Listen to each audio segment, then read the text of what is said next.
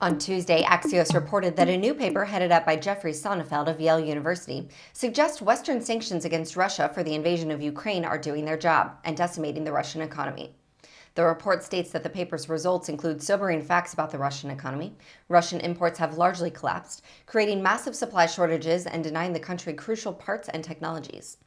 Axios reports that Russian domestic production has come to a complete standstill, and foreign companies that have left Russia account for 40% of Russian GDP, almost none of which is going to come back anytime soon. Professor Sam Green, a British academic in Russian politics and director of the Russia Institute at King's College London, described the effects sanctions are having on the lives of everyday citizens in an interview with Times Radio on Monday. Take a look. Well, for a lot of people, particularly in major cities, it will seem eerily normal. Right, life seems to be going on much as it has before, except of course for the fact that people are being drafted into or called up into the military and recruited into the military. And there's this sense of risk that has led a lot of people, particularly young men, particularly people who are opposed to this Russian government, to leave the country.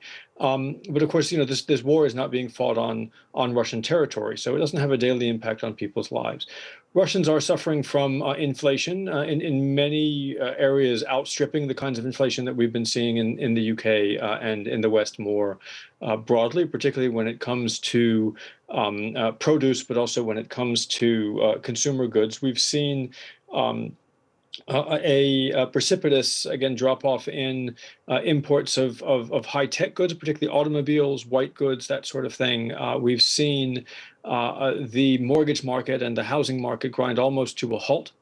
And we've seen that Russian enterprises, as their ties to Western enterprises have dropped, have been unable to supply their production, whether that's putting goods on shelves of retail stores, or whether that's maintaining industrial enterprises, power plants, and that sort of thing, which are heavily reliant on machinery and technology from the West.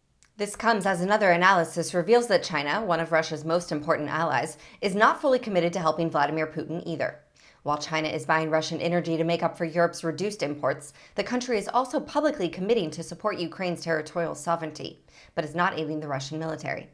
As the war in Ukraine continues, it appears the worldwide sanctions are hitting Russia harder than Putin is letting on.